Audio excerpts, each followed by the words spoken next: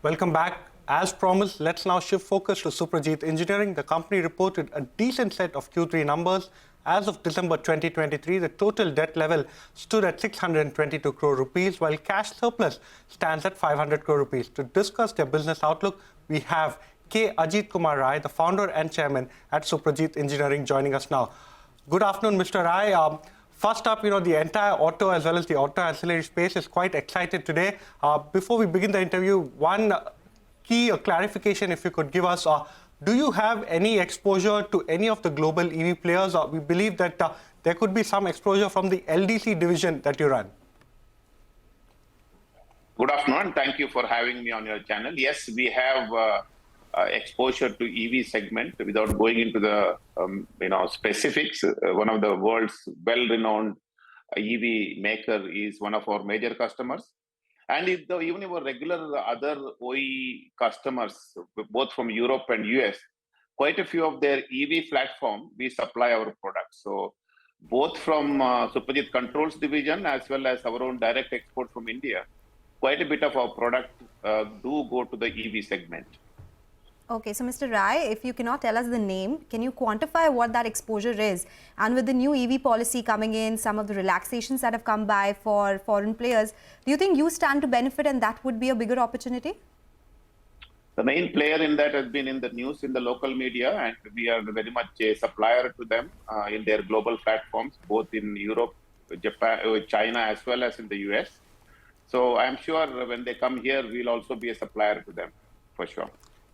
Have there been any initial talks that have started between you and this major OEM, or we'll have to wait for more details?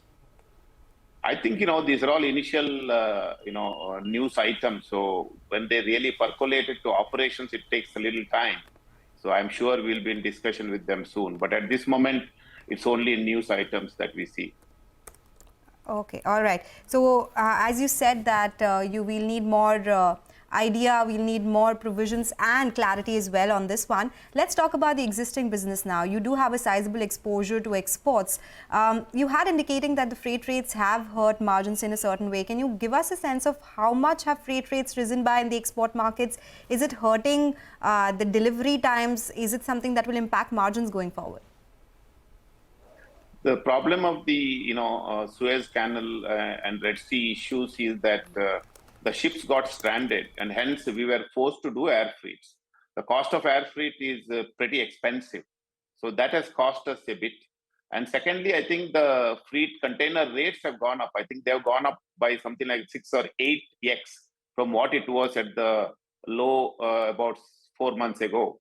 So overall, it probably hurts about 100 basis points on our margins, on our exports, or probably a little more than that. But I suppose with the time, there would be some stabilization. There is some stability now. The ships which got stranded are all now starting to reach the destinations in Europe and US. So I think the air freight part of it has come down.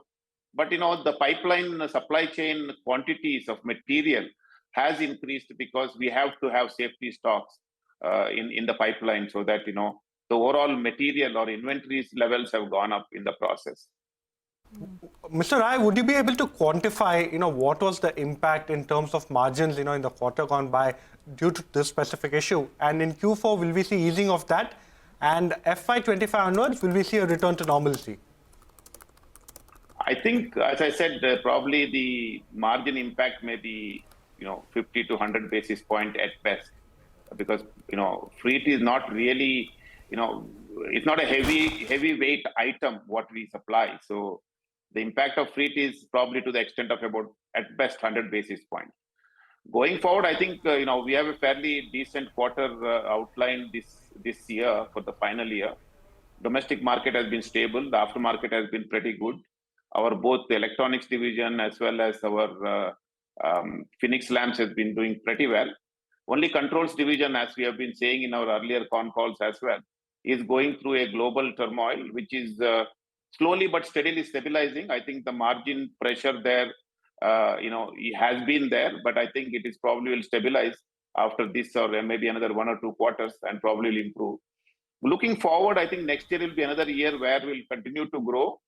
Despite the global weaknesses, we expect to grow our business hopefully in the double digits, and both the domestic, of course, domestic market we can't really say because it all depends upon how the automotive industry does in India. It may not do 10% according to us. 6 to 8% is what we are, envisaging at this level. But our global business wins will make the overall group's growth probably should be in double digits. That's what we expect in terms of the business growth.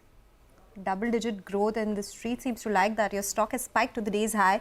Mr. Rai, last question before I let you go. You are planning to, acquire more land parcels for growth requirements. What is that capex, and what would these growth requirements be? Are you looking at setting up more capacity?